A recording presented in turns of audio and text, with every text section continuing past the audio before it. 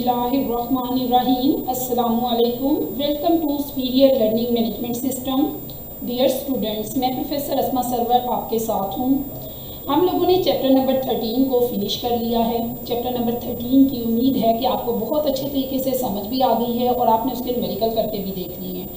अब हम चैप्टर नया स्टार्ट करने जा रहे हैं। नए चैप्टर का नेम है हमारे पास नॉर्मल डिस्ट्रीब्यूशन और ये चैप्टर नंबर 10 है। टॉपिक नंबर 101 की तरफ आते हैं और देखते हैं कि यहाँ पे नॉर्मल डिस्ट्रीब्यूशन की डेफिनेशन क्या है।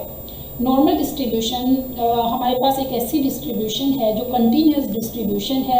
ये उस वक्त डेवलप हुई जब बाइनोमियल डिस्ट्रीब्यूशन के अंदर हमारा n जो था वो काफ़ी ज़्यादा बड़ा हो गया और अनलिमिटेड हो गया, तो हमारा n अप्रोचेस टू इन्फिनिटी चला गया, तो हमारा n का साइज़ छोटा ना रहा, तो हमें एक नई डिस्ट्रीब्यूशन तलाश करनी पड़ी। That is the normal distribution. जब n अप्रोचेस टू इन्फिनिटी हो जाए तो हमारे पास और p और नाइदर p और not q approaches to zero, then हम बाइनोमियल डिस्ट्रीब्यूशन से कन्वर्ट कर लेते हैं नॉर्मल डिस्ट्रीब्यूशन की तरफ।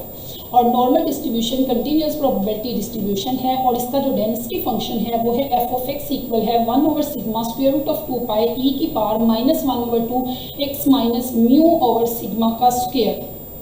आइए देखते हैं कि नॉर्मल डिस्ट्रीब्यूशन की शेप क्या है और साथ में ये जो नॉर्मल डिस्ट्रीब्यूशन का फंक्शन आपने पढ़ा है उसके डिफरेंट पॉइंट्स कौन से हैं। आपने नॉर्मल डिस्ट्रीब्यूशन के फंक्शन के अंदर जो चीज़ें नज़र आ रही हैं वो आपके पास x है, सिग्मा है, पाई है, इसके अलावा म्यू है और इस तरह से e है। ये सारे जो सिंबल्स नज़र आ रही हैं इनके बारे में देखते हैं कि ये किस चीज़ को शो करती हैं। जो हमारे पास x है that is the value along x axis और एक्सिस आप इसको कह सकते हैं। y हमारे पास वैल्यू अलोंग y एक्सिस है और इसको ऑर्डिनेट भी कहते हैं। म्यू हमारा मीन है नॉर्मल डिस्ट्रीब्यूशन का, सिग्मा स्टैंडर्ड डेविएशन है नॉर्मल डिस्ट्रीब्यूशन की, और ई और पाई की वैल्यू फिक्स है। ई की वैल्यू 2.783 है और पाई की वैल्यू 3.1415 है।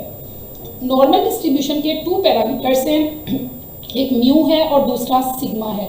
म्यू मीन है और सिग्मा स्टैंडर्ड डेविएशन है। नॉर्मल डिस्ट्रीब्यूशन के 2 पैरामीटर्स हैं, यानी कि पूरी की पूरी नॉर्मल डिस्ट्रीब्यूशन डिपेंड कर रही होती है म्यू और सिग्मा पर।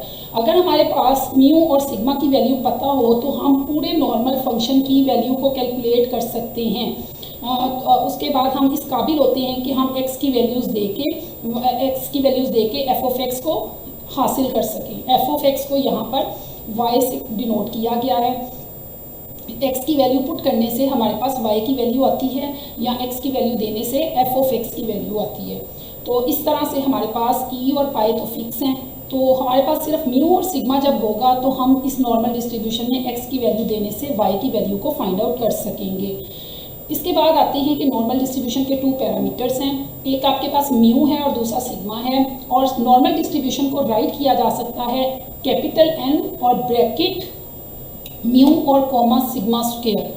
और हमारे पास इस तरह से भी हम इसको लिख सकते हैं या पढ़ सकते हैं, x is normally distributed with mean mu and variance sigma square.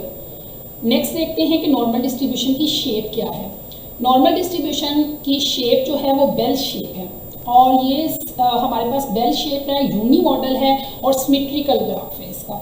इसकी बोथ टेल्स इक्वल हैं इसलिए ये ग्राफ सिमेट्रिकल है, और यूनी मॉडल इसलिए है कि ये सिंगल पीक्ड है।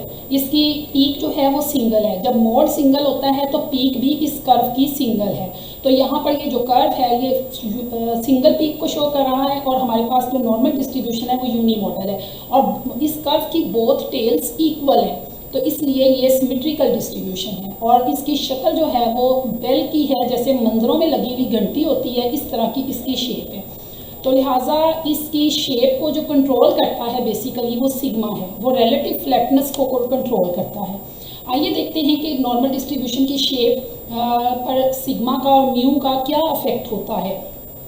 सिग्मा जो है उसको अगर हम कांस्टेंट रखें और म्यू को हम चेंज करें तो हमारे नॉर्मल डिस्ट्रीब्यूशन के कर्व की जो मूवमेंट है वो आगे की तरफ, अगर हम म्यू को बढ़ाएंगे तो जाहिर सी बात है इस कर्व की शेप आगे की तरफ मूव करेगी, और अगर हम म्यू को कम करेंगे तो इस कर्व की शेप पीछे की तरफ मूव करेगी।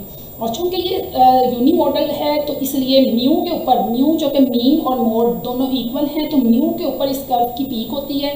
और इसी तरह जब आपके पास म्यू चेंज होता है तो पीक भी चेंज हो जाती है और कर्व मुसलसल आगे या पीछे हरकत करना शुरू कर देता है।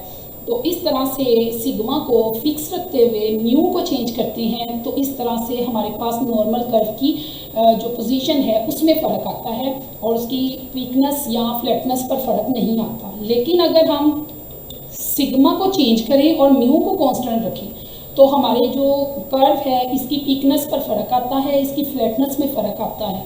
जब सिग्मा हम कम करते हैं तो जो हमारा कर्व है ये पीक इसकी बहुत अच्छी हो जाती है और शार्प पीक हो जाती है। लेकिन जैसे जैसे हम सिग्मा को कम करते हैं तो हमारी जो इसकी पीक है कर्व की वो कम होना शुरू हो जाती है, और जब मज़ीद सिग्मा को इंक्रीज़ करते हैं तो हमारी पीक जो है वो और कम हो जाती है और ये फ्लैटनेस की तरफ कर्व आना शुरू हो जाता है। यानी कि फ्लैटनेस की तरफ आता है जब सिग्मा इंक्रीज़ करता है, और जब सिग्मा डिक्रीज़ होता है तो ये कर्व ज़्यादा अच्छी पीक यानी कि पीकनेस इसकी ज़्यादा हो जाती है। तो ये थी नॉर्मल डिस्ट्रीब्यूशन पर म्यू और सिग्मा की, नॉर्मल डिस्ट्रीब्यूशन के कर्व के ऊपर म्यू और सिग्मा की इफेक्टनेस। उम्मीद है कि आपको नॉर्मल डिस्ट्रीब्यूशन की बहुत अच्छे से समझ आ गई है। इंशाल्लाह हम अगले लेक्चर में नॉर्मल डिस्ट्रीब्यूशन की प्रॉपर्टीज़ को डिस्कस करेंगे। तब तक के लिए अल्लाह हाफिज़। Thank you so much.